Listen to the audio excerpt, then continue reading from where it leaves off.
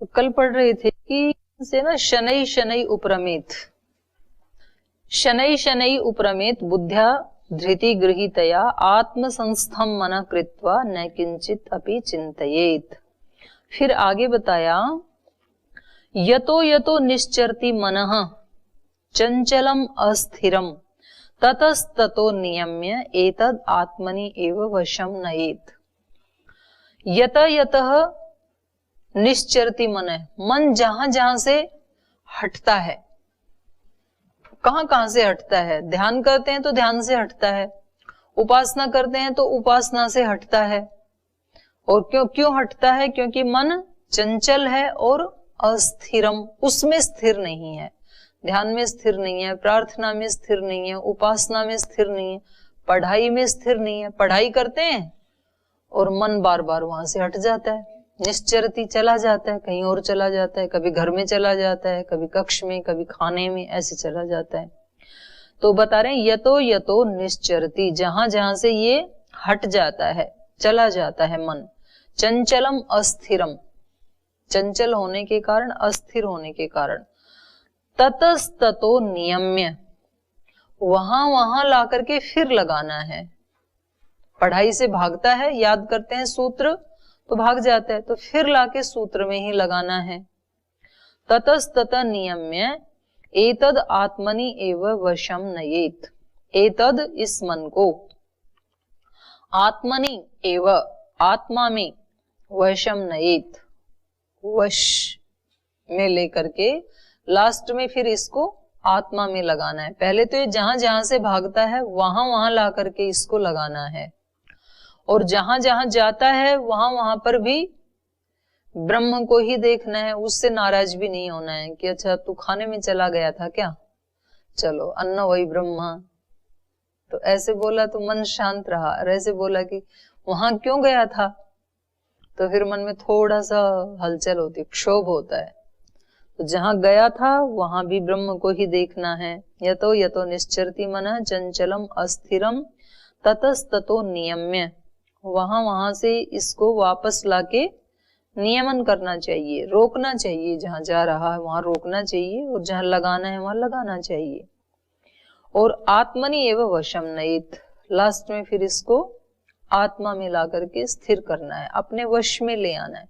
आत्मा का अर्थ यहाँ आत्मा भी है, और आत्मा का अर्थ यहाँ स्वयं भी है जी, नहीं ईश्वर नहीं, स्वयं।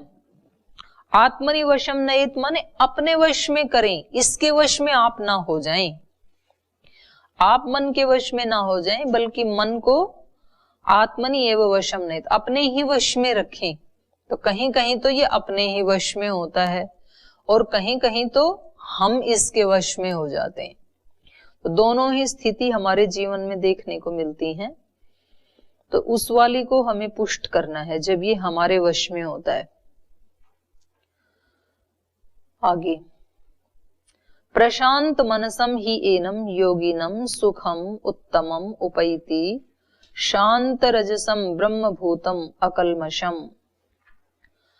प्रशांत मनसम ही एनम योगिनम सुखम उत्तमम उपैति, जिसका मन भली भांति शांत हो गया है निश्चित रूप से, तो इस योगी को उत्तमम सुखम उपैति, उसी को ही उत्तम सुख की प्राप्ति होती है। तो देखो हम ना बाहर के सुखों की तरफ ज्यादा ध्यान देते हैं कि मेरे को अच्छे अंक आ जाएं, मेरी पद प्रतिष्ठा बन जाए, लोग मुझे अच्छा माने।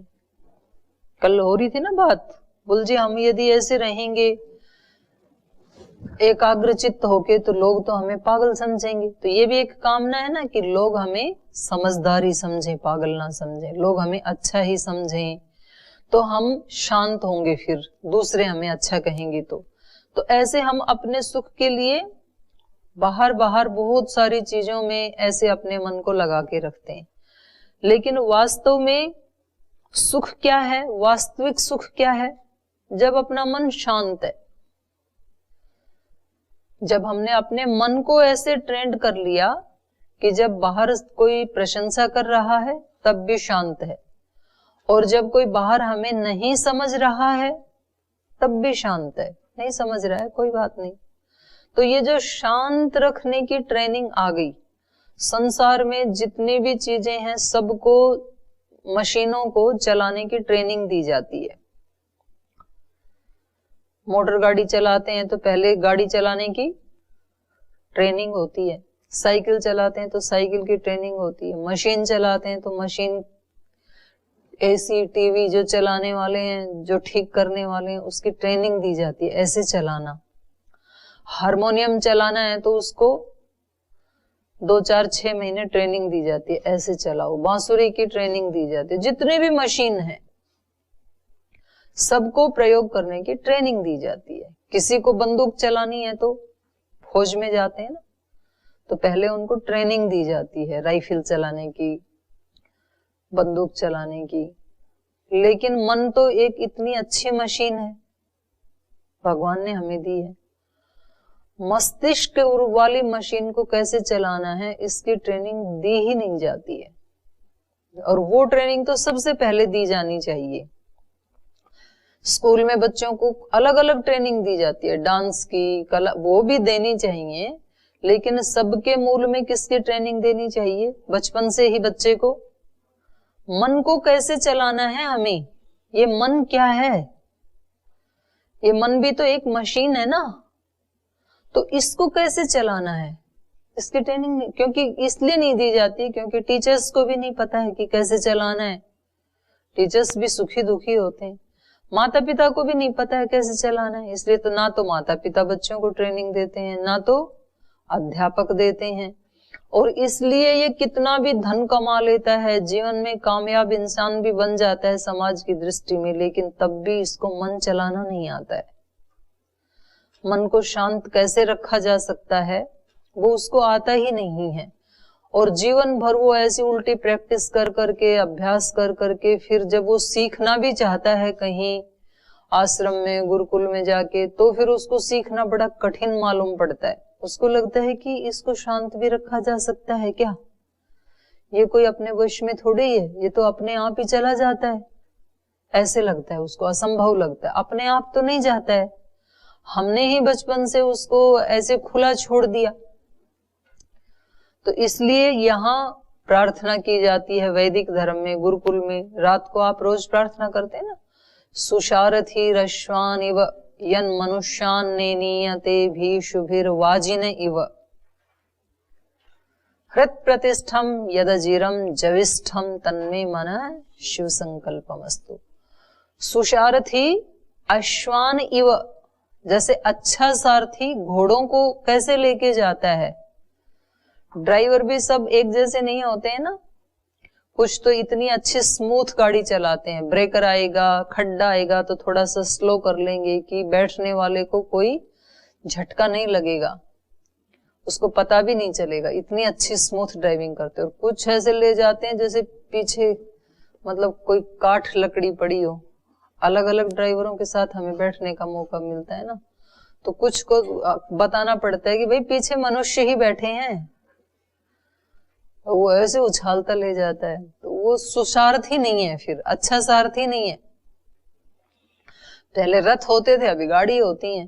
तो सुसारथी अश्वान इव, जैसे अच्छा सारथी घोड़ों को वश में करके चलता है, गाड़ी ब्रेक उसके वश में होता है, कब कैसे चलाना है। ऐसे ही ये मन, यत मनुष्यान नेनीयते, ये मन मनुष्यों को लेके जाता है जीवन के पथ पे आगे। हमारे जिस शरीर की या जीवन की जो गाड़ी है, इसका सारथी कौन है? मन। तो मन को अच्छी ट्रेनिंग नहीं है तो फिर वो कहीं भी पटकेगा ले जा करके, और अच्छी ट्रेनिंग है तो जीवन को टॉप पे लेके जाएगा, जीवन को भगवान के पास लेकर के जाएगा। बहुत अच्छा है ये मन हमारा, लेकिन हमें इसका प्रयोग करना नहीं आया। और ये वही मन है जो पिछले जन्म में था, ये वही जन्म मन है जो उससे भी पिछले जन्म में था। शरीर तो बदल गया, मन वही है, और यही मन अगले जन्म में भी साथ जाने वाला है। बाहर के ड्राइवर तो चेंज किए जा सकते हैं ना, कि भाई ये अच्छी गाड़ी नहीं चला रहा तो चलो चेंज कर देते हैं, किसी अच्छे वाले को लगा लेते हैं अपनी गाड़ी पे। यहां चेंज नहीं कर सकते। तो जिसका ये पता है कि जिस ड्राइवर को चेंज नहीं किया जा सकता, फिर क्या करना है, उसी को अच्छे से ट्रेन करना है, फिर उसी को अच्छा बनाना है। तो इसको ही ट्रेनिंग देनी है, मन को ही। तो इसलिए यहाँ पर कहा कि ये जो योगी हैं वो ही उत्तम सुख को प्राप्त करते हैं जिनका मन प्रशांत है। मन को शांत रखने की अभ्यास, उसको बार बार ट्रेनिंग देनी होती है कि शांत रहो, वो फिर थोड़ी देर में रिएक्ट करेगा, फिर शांत रहो। ऐसे ही चलता है संसार में, सब अपने ढंग से ही चलेंगे। तेरे शोर मचाने से कोई ज्यादा लाभ नहीं होने वाला, शांत रहो। जब आप कहीं बैठे होते हो ना, जैसे क्लास ऐसे बैठे हैं और यहाँ पर कुछ आपको दिखाया जाए, उसके ऊपर प्रोजेक्टर के ऊपर दिखाया जाए और वहां कुछ उल्टा पुल्टा हो रहा है, रिकॉर्डिंग अच्छी नहीं हो रखी, फिर आप क्या कहते हो अपने साथ वाले को, देखो कैसे, उसको हाथ लगाते हो ना बार बार, और वो शांत बैठा है तो वो क्या कहता है, रुको थोड़ी देर, चलने दो, अभी बोलो मत, स्वामी जी बैठे हैं सामने। फिर आप थोड़ी देर, तो क्योंकि आपके तो अंदर उथल पुथल चल रही है ना, थोड़ी देर तो शांत बैठते हो, फिर थोड़ी देर बाद दूसरे को हाथ लगाते हो, क्या चल रहा है, इसको बंद करवाओ, क्या चल रहा है। फिर वो कहते हो रुको थोड़ी देर, रुको बाहर जाके बात करेंगे। फिर आप चुप बैठ जाते हो, फिर थोड़ी देर के बाद तीसरे को, पीछे वाले को हाथ लगाते हो, चलता है तो चल, नहीं तो मैं तो उठ के जा रहा हूँ, मेरे से नहीं देखा जाएगा ये। फिर वो कहते तेरे को जाना है तो जा, मैं तो यहीं बैठा हूँ, अभी रुक जाओ। फिर वो सोचता है कि जब ये सारे बैठे हैं तो तू भी बैठ जा, तो फिर बैठ जाता है, चुप हो जाता है। ऐसे हमारा मन भी ऐसे ही करता है। जब कहीं प्रतिकूलता आती है, कोई दूसरा हमारे अनुकूल नहीं चल रहा है, तो मन तुरंत रिएक्ट करता है, फिर उसको बताना पड़ता है नहीं, इससे तेरा ही नुकसान होगा, शांत रहो। तो बार बार ऐसे समझाते हैं तो फिर वो मानने लग जाता है, फिर स्वभाव बन जाता है। तो सबसे बड़ा सुख क्या है, उत्तम सुख क्या है, प्रशांत मन। कितनी बड़ी बात कह रहा है श्लोक हमें, व्यास ऋषि कितनी बड़ी बात बता रहे हैं। प्रशांत मनसम ही एनम योगिनम उत्तमम सुखम उपैति। इस योगी को, कौन से योगी को, जो प्रशांत मन वाला है, उसको ही उत्तम सुख मिल सकता है। शांत रजसम ब्रह्म भूतम अकलमशम। और एक अच्छी बात बता रहे हैं, शांत रजसम, जिसका रजोगुण शांत हो गया। तमोगुण क्यों नहीं कहा, तमोगुण जब तक बढ़ा हुआ है तब तक तो शांति या सुख की कल्पना ही नहीं हो सकती है, होगा ही नहीं। क्योंकि तमोगुणी क्या करेगा, सोया पड़ा रहेगा, तो जो सोया है उसको कहां सुख मिलेगा, कुछ पुरुषार्थ करेगा तब तो मिलेगा ना। तो रजोगुण में जब आएगा, कुछ करेगा सुख के लिए, पुरुषार्थ प्रयास करेगा, तब इसको कुछ मिलेगा। और यदि रजोगुण में ही रहा तो फिर चंचलता बनी रहेगी। और फिर रजोगुण को ही शांत करने के लिए क्यों कहा, सत्व को भी शांत करने के लिए क्यों नहीं कहा? क्योंकि सत्व गुण भी यदि शांत हो गया तो फिर किससे उसकी अनुभूति करेगा। तो सत्व तो बना रहना चाहिए, तमोगुण तो कैटेगरी में ही नहीं आता है योग के। रजोगुण में व्यक्ति ज्यादा रहता है जो इस मार्ग पे चलता है, तो इसलिए उसके लिए कहा शांत रजसम ब्रह्म भूतम अकलमशम।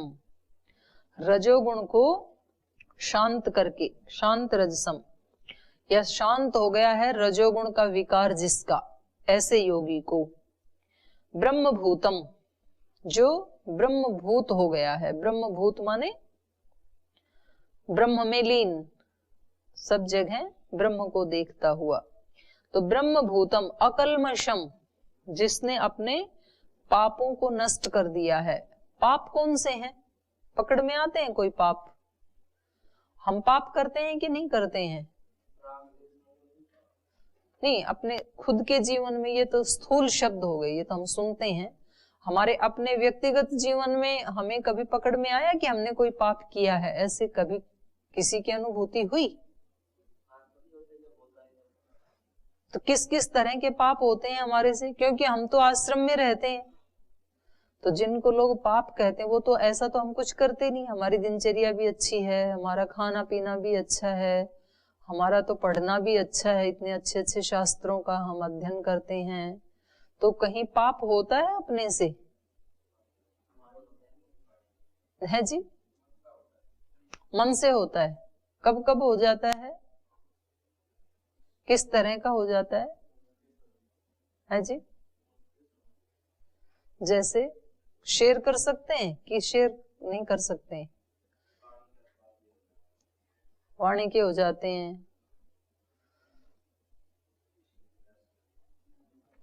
कोई बात जानना हो तो उसको खाना ज्यादा नहीं खाना चाहिए, जितना भोगे उतना थोड़ा ज्यादा भी हो जाता है, ये तो पापी है। हाँ हाँ, वही पूछ रही हूँ कि और तो वैसे बड़े बड़े पाप जो है वो तो यहाँ होंगे ही नहीं। तो अपने से जो त्रुटियां होती हैं, क्योंकि नहीं तो फिर क्या होगा, व्यक्ति में तुष्टि दोष आ जाएगा। तुष्टि दोष सांख्य दर्शन में आप पढ़ेंगे, पढ़ लिया ना, 9 तुष्टियां। तो उसमें एक तुष्टि ये भी है ना कि भाई मैं तो ठीक ही हूं, मैंने ऐसे कपड़े पहन लिए, सफेद कपड़े या लाल कपड़े, तो मैं तो ठीक ही हूं। तो इतना तो ठीक है, जहां आप खड़े यहां तक तो ठीक ही किया है, उतना तो ठीक है, लेकिन उससे आगे भी चलना है, यहाँ रुकना नहीं है। अगर यहाँ रुक गए तो फिर ये तुष्टि दोष आ जाएगा, फिर आगे यात्रा नहीं होगी। यहां तक आप पहुंचे, यहां तक यात्रा को लेके आए, ये तो अच्छा है, तो आप स्थूल वाले से बच गई। लेकिन अब उसके आगे जो बहुत सूक्ष्म है, जैसे हम इसके पाठ के शुरू में कह रहे थे ना कि पहले कपड़े का स्थूल मल निकाला जाता है, तो स्थूल तो निकल गया, पानी में गया, लेकिन अब जो बचा है सूक्ष्म मल, उसको फिर साबुन लगा के रगड़ा जाता है कपड़े को, तब उसका सूक्ष्म भी निकल जाता है। तो फिर अब साधक के लिए ना छोटी छोटी बात के ऊपर उसको जागरूक होने की आवश्यकता होती है, और यहाँ तक कि वो क्या विचार कर रहा है, क्या संकल्प कर रहा है, क्या भाव उठ रहे हैं, ये सूक्ष्म दोष हो जाते हैं फिर मन के स्तर पे। तो जिसको वास्तव में उत्तम सुख की प्राप्ति करनी है, उत्तम सुख की प्राप्ति हर आत्मा कर सकता है। इससे कोई किसी सन्यासी, ब्रह्मचारी, वानप्रस्थी का इसके ऊपर कोई एकाधिकार है, ऐसा नहीं है। ये केवल उनकी ही बपोती है, ऐसा नहीं है। कोई भी व्यक्ति संसार का अपने सांसारिक दायित्व निभाते हुए भी उसको प्राप्त कर सकता है।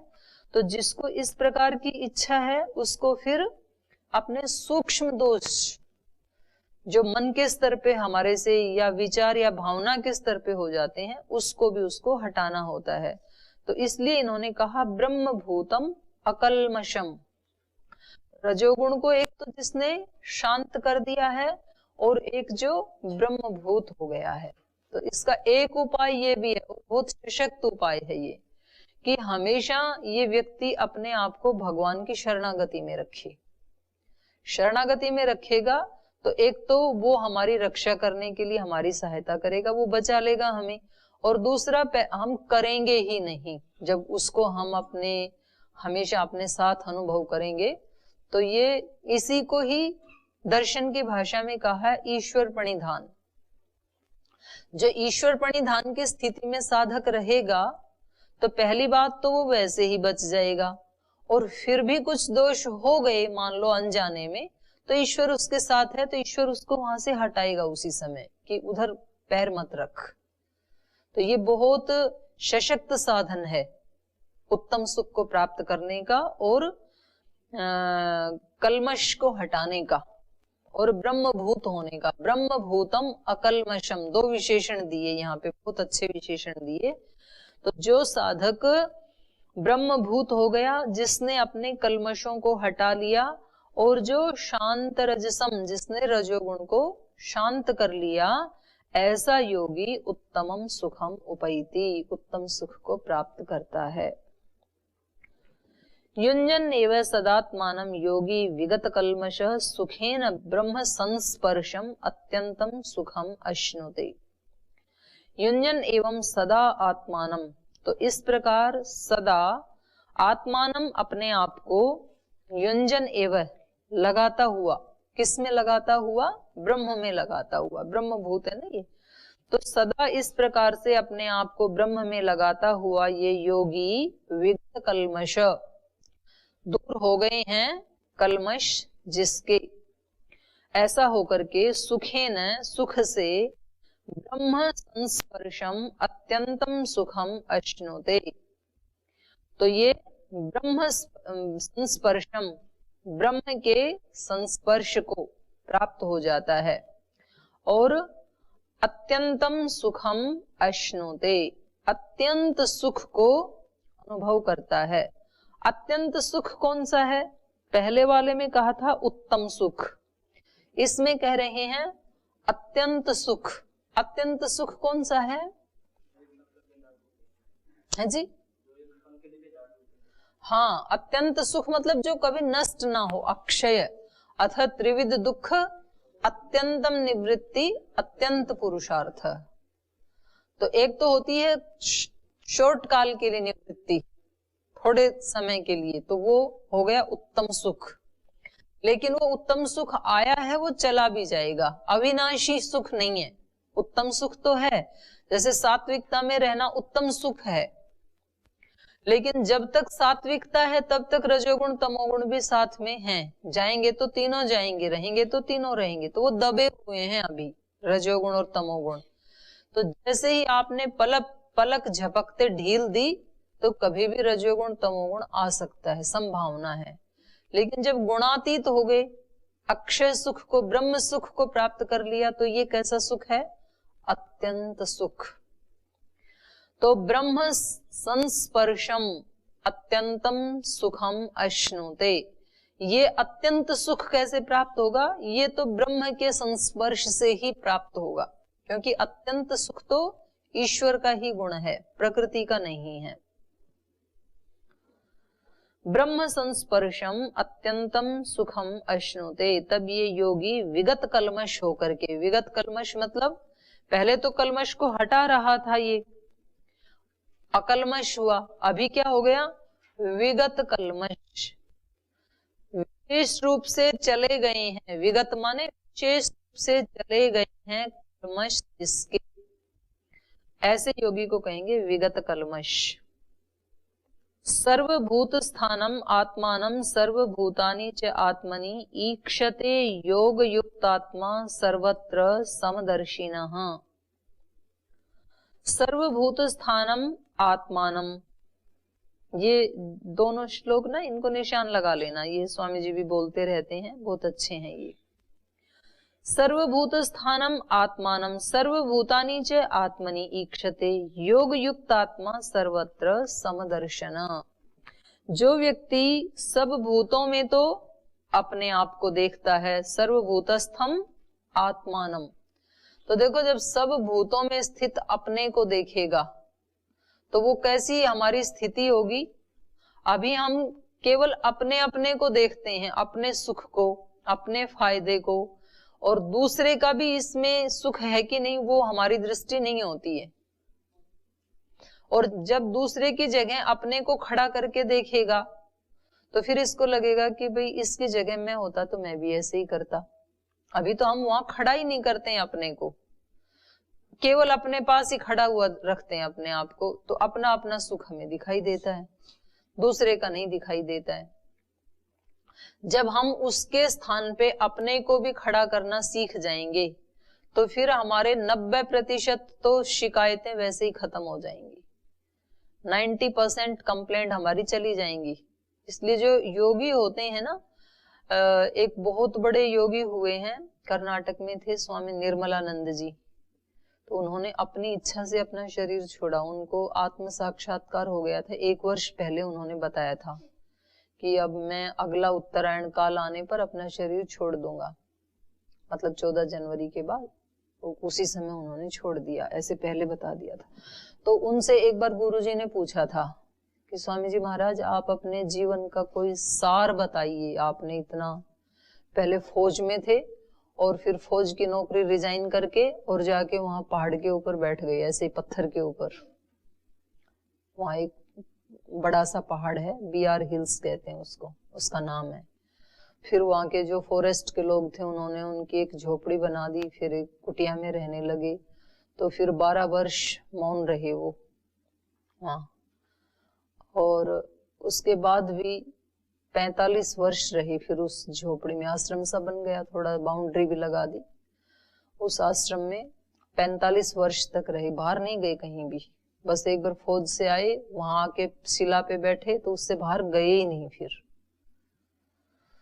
तो वो उनसे पूछा गुरुजी ने कि आपके जीवन का कोई सार रूप में बताओ आपका उपदेश।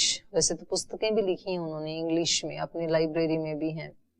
तो उन्होंने 3 शब्द बताए, नो डिमांड, नो कंप्लेंट, किसी से कोई डिमांड नहीं, किसी की कोई शिकायत नहीं, नो जजमेंट। 3 शब्द, no demand, no complaint, no judgement. किसी से कुछ मत चाहो, नो डिमांड, चाहना है अपने आप से। नो कंप्लेंट, शिकायत मत करो, वो ऐसा है इसलिए मैं ऐसा हूं, उन्होंने ऐसे किया इसलिए मैंने भी ऐसे किया, नो कंप्लेंट। और नो जजमेंट, किसी दूसरे का जजमेंट मत करो। झट से हम 1 मिनट में जजमेंट कर देते हैं, वो ऐसे हैं, जबकि हमने अपने आप को उसकी स्थिति में खड़ा करके देखा ही नहीं कि उसकी जगह यदि मैं होता तो मेरी क्या हालत होती। तो हम तुरंत जजमेंट कर देते हैं कि ऐसे। और कई बार तो हम कुछ समूहों का जजमेंट कर देते हैं, पूरे के पूरे ग्रुप का।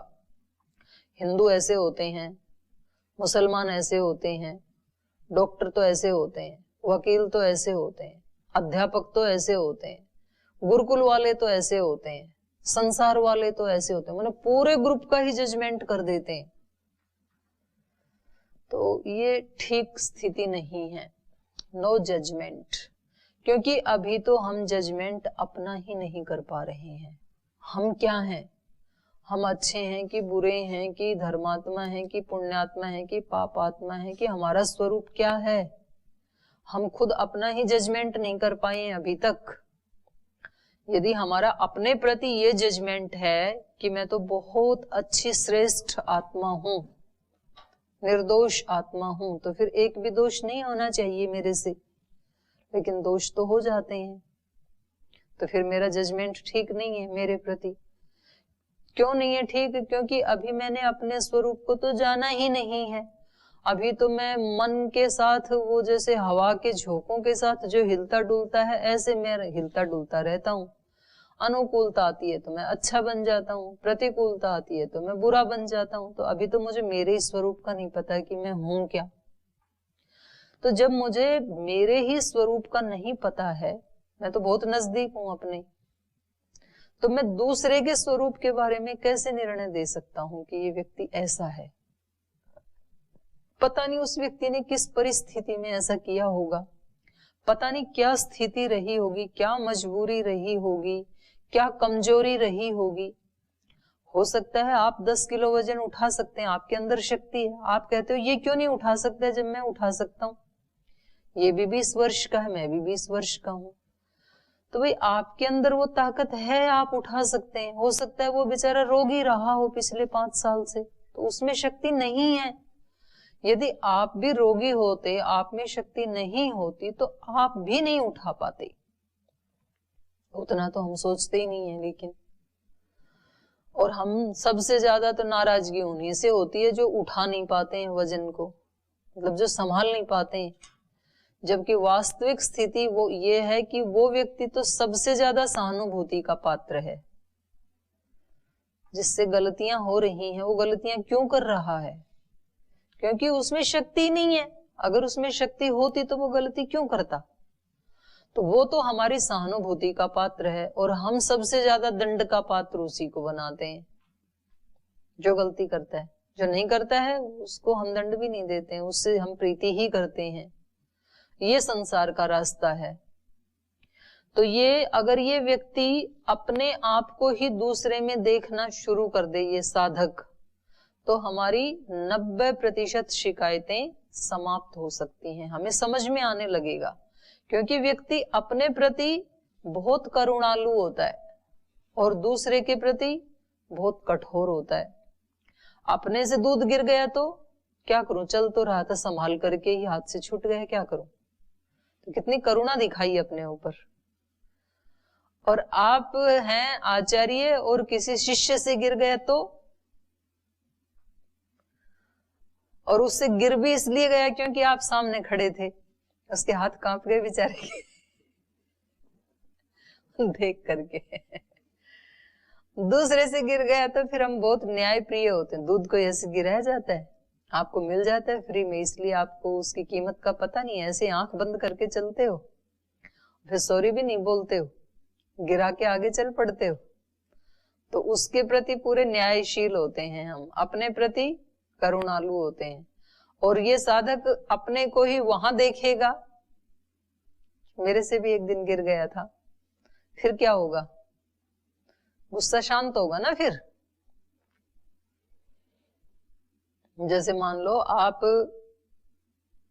यहाँ रहते हैं, आप कहीं बड़े उस पे पद पे हैं, आप आचार्य की भूमिका में या वरिष्ठ ब्रह्मचारी की भूमिका में या सन्यासी की भूमिका में हैं, और कुछ नए ब्रह्मचारी अभी अभी आए हैं जो कनिष्ठ भूमिका में हैं अभी, और वहां पर हॉल में केवल वो ही खाना खाते हैं रोजाना, और वहां कोई टेबल या कोई बर्तन रखा हुआ था, और आप सुबह सुबह पानी पीने के लिए वहां गए और आप टकरा गए उससे टेबल से, और आपको थोड़ी चोट भी लग गई, और फिर आप नाराज हो रहे हैं कि ये सुबह सुबह ला करके किसने रखी यहाँ पर ये टेबल, मेरे को चोट लग गई है। तो बहुत गुस्सा आ रहा था उन नए वाले ब्रह्मचारियों में कि अभी अभी आए, इनको कुछ पता नहीं है किसने ला करके रखी है यहाँ। और फिर उनमें से एक ब्रह्मचारी आकर के धीरे से आपके कान में कहता है कि आचार्य जी ये तो कल आपने रखवाई थी। फिर कैसा होता है, एकदम से डाउन आता है ना फिर कि मैं नहीं रखवाई थी तो कोई बात नहीं फिर तो, और दूसरे ने रखी थी तो क्यों रखी थी। तो ये क्या समझा रहे हैं हमें, सर्वभूत स्थानम आत्मानम, सब भूतों में ये अपने आप को देखता है, आत्म तत्व एक ही है और मेरे जैसा ही उसमें है, और मैं वहां होता तो भी शायद ऐसे कर देता मैं भी। तो ऐसा सोचते ही फिर ये कूल हो जाता है, इसकी शिकायतें खत्म हो जाती हैं। सर्वभूतस्थम आत्मानम, अपने आप को देखता है सब भूतों में स्थित आत्म तत्व को। सर्वभूतानि च आत्मनि, माने सब भूतों में अपने को देखता है और अपने में सब भूतों को देखता है। ईक्षते, देखता है। योग युक्त आत्मा सर्वत्र समदर्शन, तो इस प्रकार से जो योग युक्त आत्मा है वो कैसा हो जाता है, समदर्शन, समदर्शी हो जाता है। तो क्या इसका ये अभिप्राय है कि फिर मतलब कोई भी उल्टा पलटा करे तो कुछ भी नहीं बोलना है क्योंकि वो मेरे जैसा ही आत्मा है, तो फिर वो सुधार कैसे होगा, फिर चीजें बिगड़ती चली जाएंगी। तो ये अभिप्राय नहीं है कि उसके बारे में उसको बताना नहीं है, बताना है। और कभी कभी ऐसे होता है कि वो बहुत सॉफ्ट भाषा को नहीं समझता है, उसका संस्कार ऐसा है, तो उसको थोड़ा तेज आवाज में भी बताना पड़ता है। लेकिन तेज आवाज में बताते हुए या सॉफ्ट भाषा में बताते हुए कैसे भी उसको भावना एक तो उसको ठीक करने की होनी चाहिए, और फिर उसको डांट भी रहे हैं तो भी अपने मन में क्या होना चाहिए, प्रीति का भाव। ये इसका अभिप्राय है। जैसे कोई माँ है वो अपने बच्चे को कैसे मानती है, अपना ही स्वरूप मानती है ना, तो ये यही मानती है आत्मानम सर्वभूतानि, वो अपना ही स्वरूप अपने बच्चे में मानती है कि ये मेरा ही स्वरूप है। लेकिन क्या कभी बच्चे को डांटती है कि नहीं डांटती है, डांटती है, सबसे ज्यादा तो माँ ही डांटती है। क्यों, क्योंकि माँ उसके किसी चाहती है कि कोई भी दोष ना रहे मेरे बच्चे में, उसको निर्दोष बनाना चाहती है। लेकिन जिस समय डांट रही होती है उस समय भी भाव क्या होता है कि ये मेरा ही स्वरूप है, ये भाव होता है या शत्रुता का भाव होता है, आत्म स्वरूप का ही भाव होता है कि ये मेरा ही है। और इसलिए बच्चे को उसकी डांट खा करके भी अप्रीति नहीं होती है। रहस्य की बात है ना, कोई दूसरा डांट दे तो व्यक्ति याद रखता है, और माँ ने कितनी बार डांटा होगा बचपन में, एक भी याद नहीं है, तो भी उनके साथ उतनी ही प्रीति है आज भी। मतलब याद करें तो एक दो बार याद आ जाएगा कि उस समय डांटा था माता जी ने, लेकिन वो डांट याद आके भी अप्रीति नहीं होती है कि क्यों डांटा मेरे को। ये है आत्म भाव रखना। तो चीजें जो आपकी जहां ड्यूटी है, जो जिम्मेदारी है, उसको ठीक करना ही है। अब मान लो कोई कंपनी चला रहा है कोई बॉस, और उसके एम्प्लॉय यदि ठीक से काम नहीं करते हैं, और वो इस श्लोक को लेकर के कि मैं तो कुछ भी नहीं कहूंगा इनको, तो फिर तो कंपनी थोड़े दिन में बंद हो जाएगी, तो नहीं चलेगा ना। तो कोई प्रिंसिपल है, कोई स्कूल कॉलेज चला रहे हैं और स्टूडेंट पढ़ते ही नहीं है, उपद्रव ही करते रहते हैं, कभी स्ट्राइक करते रहते हैं, और वो आत्मस्थ मान करके, उनको अपना ही स्वरूप मान करके उनको कुछ भी नहीं कहना है, मेरे को डांटना भी नहीं है, ऐसा करे, तो फिर थोड़े दिन में स्कूल कॉलेज ही उजड़ जाएगा। तो जिसकी जो जिम्मेदारी है, चाहे वो घर में है, किसी संस्था में है, किसी संगठन में है, किसी कंपनी में है, किसी ऑफिस में है, किसी गुरुकुल आश्रम में है, कहीं भी है, जो उसका दायित्व है वो उसको पूरा करना है। उसके लिए बताना भी पड़ता है लोगों को, लेकिन उसकी भावना क्या होनी चाहिए? प्रीति की ही होनी चाहिए। ये इस श्लोक का भाव है योग युक्त का। और ये ही है सर्वभूतानि च आत्मनि ईक्षते, सब भूतों में वो अपने ही स्वरूप को देखता है। तो जैसे बालक अपना स्वरूप अपने माँ बाप में या गुरु में, ऐसा उसने अपने तय कर लिया। माँ को तो पता है कि ये मेरा ही बच्चा है, क्योंकि माँ ने तो अपनी कोख में रखा है उसको 8-10 महीने, लेकिन बच्चे को तो नहीं पता कि मैं इसी माँ की कोख से पैदा हुआ। उसको तो बताया है ना कि ये तेरी माँ है, उसको तो नहीं पता, वो तो इतना छोटा था उस समय, उसको जानकारी भी नहीं मैं किस माँ से पैदा हो गया। लेकिन उसने अपना दृढ़ निश्चय कर लिया, ये ही मेरी माँ है, ये ही मेरा पिता है। दूसरों ने बताया, और एक निश्चय कर लेता है ये मेरे गुरु हैं, तो फिर वो कुछ समझाते हैं तो बुरा नहीं मानता है फिर ये, क्योंकि उसने एक आत्मा का संबंध जोड़ लिया।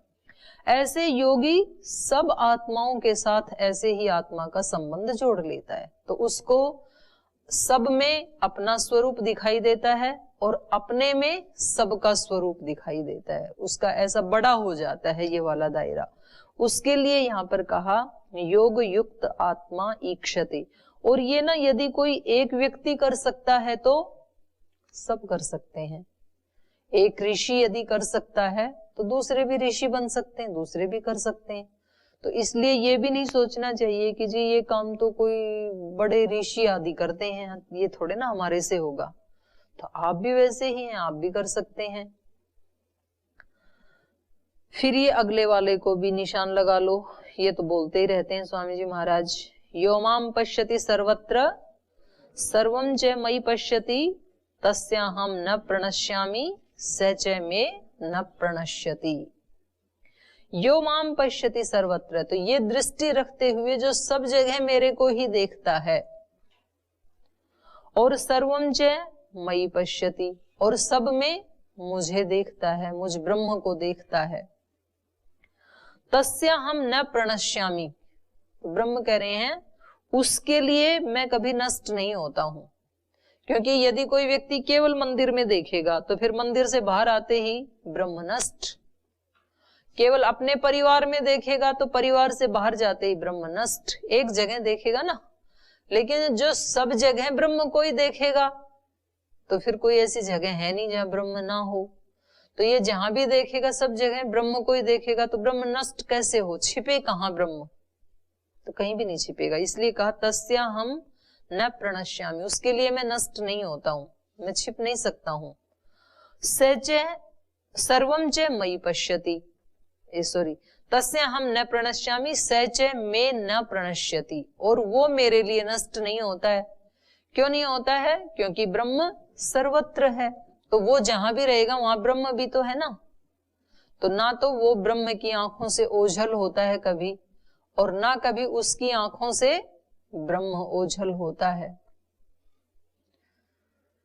तो जब जिसकी अनन्य शरणागति या संबंध जुड़ जाता है तो उस संबंध में फिर वो एक पल के लिए भी उससे अलग नहीं होता है। जैसे बहुत छोटा बच्चा है ना, जब तो आप तो बड़े हो गए इसलिए गुरुकुल में आ गए तो आप अपनी माँ से अलग हो गए। बिल्कुल छोटा बच्चा है जो मानो कि 6 महीने का है या 6-8 महीने का है, तो वो मतलब उसकी माँ हो तो वो किसी के भी घर में खेलेगा। जैसे किसी के घर गए, माँ बैठी है तो अब वो पूरे कमरे में घूमेगा, खेलेगा, सब वस्तुएं उठाएगा, लेकिन उसका ध्यान कहाँ है? माँ के ऊपर है। अगर माँ धीरे से उठ के बाहर चली जाए तो ये तुरंत रोने लगता है, और जब माँ आ गई तो फिर खेलने लगता है। तो इसका ध्यान कहाँ है? माँ के ऊपर। और माँ का भी ध्यान कहाँ है? बच्चे के ऊपर।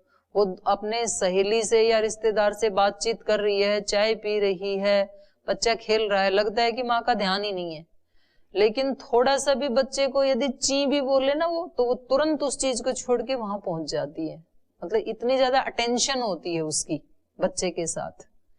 तो जहां संबंध होता है भक्त भगवान का, तो वो सब काम करते हुए उसके दिमाग में वही रहता है, उसको ही देखता है वो, और ईश्वर का भी उसके ऊपर पूरा ध्यान रहता है। तो कभी लगता है कि भगवान तो पता नहीं हमारा ध्यान रखते हैं कि नहीं, हम ही हम रख रहे हैं, हमारे से कई गुना ज्यादा रखते हैं। हमारे लिए कब क्या ठीक है वही परिस्थिति हमारे लिए भेजते हैं भगवान, पर हम कई बार उसको समझ नहीं पाते हैं, एक अलग बात है।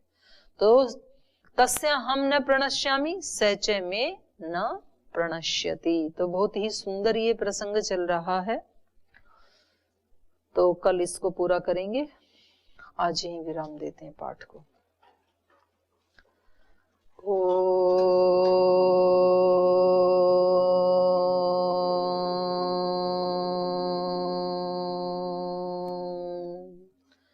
शांति शांति शांति। श्री गुरुभ्यो नमः।